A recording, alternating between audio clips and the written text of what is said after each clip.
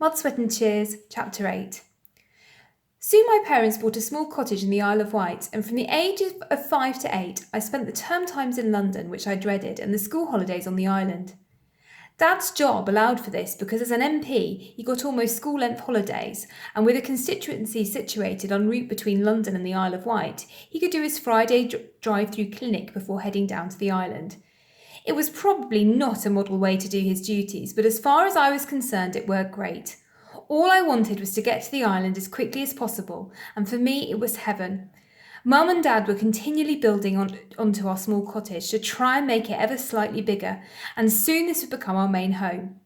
Life on the island ranged from being wild and windy and wet in the winter to being more like a holiday camp in the summer full of young people my own age, many of whom are still my closest friends today. I felt for the first time liberated and free to explore and be myself. The other great thing about the island was that my grandpa Neville lived barely 400 yards away from our house. I remember him as one of the greatest examples of a man I have ever known and loved him dearly. He was gentle, kind, strong, faith-filled and fun-loving, and he loved huge bars of chocolate despite always angrily refusing them if given one as a treat. Without fail, they would be gone within minutes once you walked away.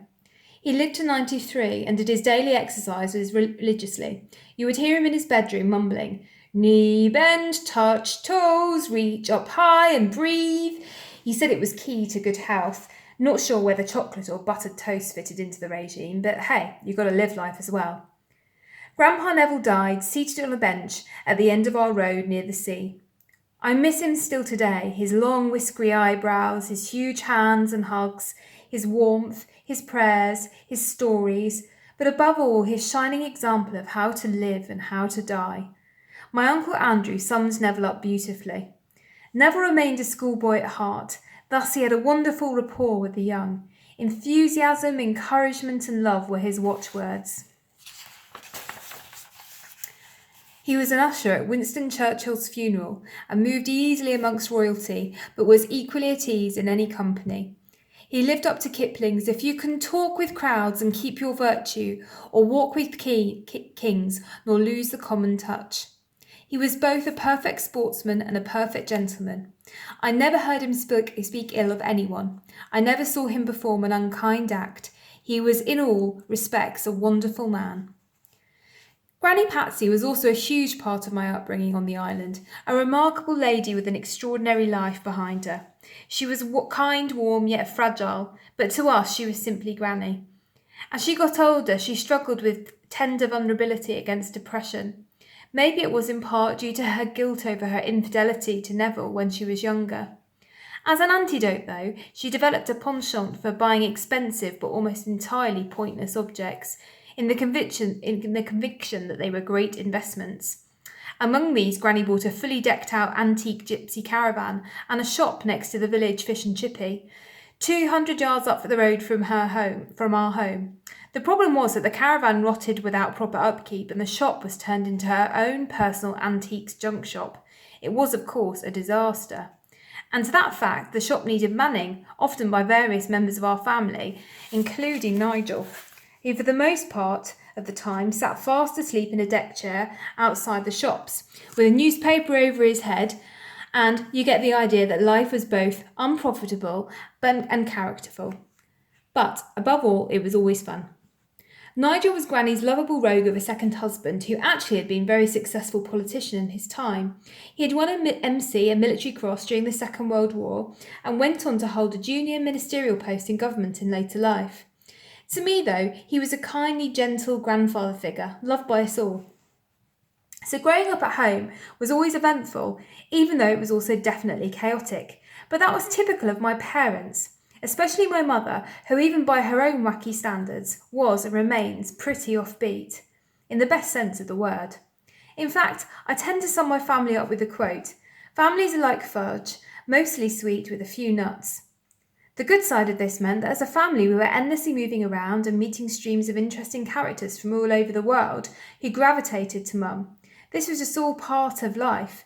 Whether we were camping in an old van, travelling to listen to some American motivational speaker, or helping Mum in her new business of selling blenders and water filters.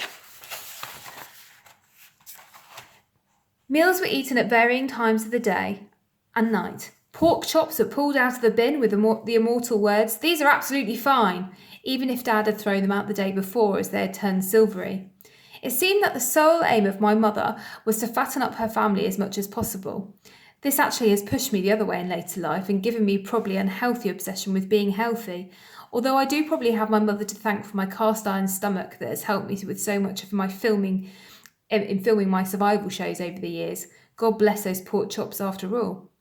Everyone around us tended just to see the fun side of Mum's wackiness, but the downside of it was that for us as a family, it was at times quite draining.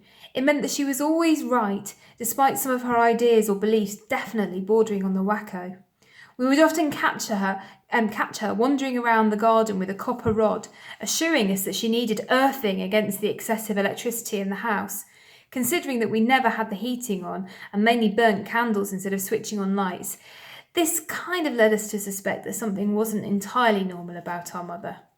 But that was Mum for you. And with only the rare exceptions, my childhood was blessed with love and fun, both of which have remained driving forces for me in my life and with my own family. Chapter 9. My mother and father had met when Mum was 21 and Dad was 29. Theirs was a pretty crazy love affair involving endless breakups and reunions, until eventually they eloped to Barbados and got married. Their relationship remained one full of love, although in many ways Mum was a product of her parents' divorce. She had a deep-rooted fear of being left, and that often made her overly protective of Dad. So for us to go out climbing or sailing involved Dad and me having to sneak out, which of course we both loved. I guess it made every outing a mission, and we had masses of those missions in my early years. But as I got older and could start to plan my own expeditions, however small they were, I felt sad that I didn't get to do more with my dad, just the two of us alone. I just know how much he loved our adventures, but he did feel that his loyalty was split between Mum and me. Dad had never really experienced much intimacy with his own parents growing up. His father was a hard-working, dedicated, but pretty stern army officer who reached the rank of brigadier. Maybe his rank was gained at the expense of a cosy family life. I know for certain that Dad struggled with his father's coldness. As a kid, I was always scared of Grandpa Ted, almost entirely unfounded as it happened. Yes, he was stern, but with hindsight, he was a kind, loyal man loved by many. The scariest thing about Grandpa Ted was his big dogs. On one occasion, when I was age 6, one mauled me as I sat on the floor trying to play with it. The dog bit me straight down the centre of my face and my flesh split down my nose and lips. I was raced to hospital for emergency suturing, where my mother decided the duty nurse was taking too long, so took the matter into her own hands and did the stitches herself. She did a great job, by the way, and unless you look closely at my face, you wouldn't notice the scars, although my nose does look pretty wonky. In fact, the editor of Men's Journal magazine in America, when I did the close-up for their cover, asked me laughingly if I'd lost a lot of boxing matches when I was young. But the truth is that ever since the dog attack, my nose has always been kind of squiffy.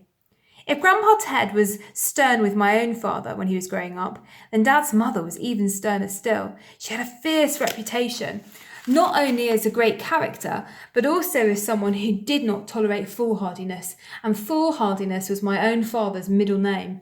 So Dad grew up with an equally fierce reaction to this serious, firm upbringing, and became a practical joker from day one. I remember hearing endless stories, such as him pouring buckets of water over his elder sister and her new boyfriend as he peered down on them from his bedroom in the window above.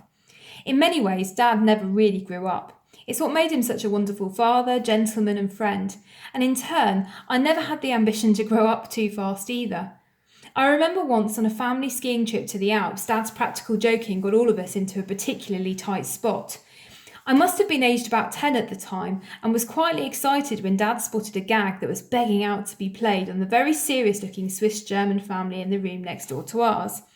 Each morning, their whole family would come downstairs, the mother dressed head to toe in furs and the father in a tight-fitting ski suit and white neck scarf, and their slightly overweight, rather snooty-looking 13-year-old son behind, often pulling faces at me. The hotel had the customary practice of having a breakfast form that you could hang on your door handle the night before if you wanted to eat in your room. Dad thought it would be fun to fill in our form, order 35 boiled eggs, 65 German sausages, and 17 kippers, and then hang it on the Swiss German family's door.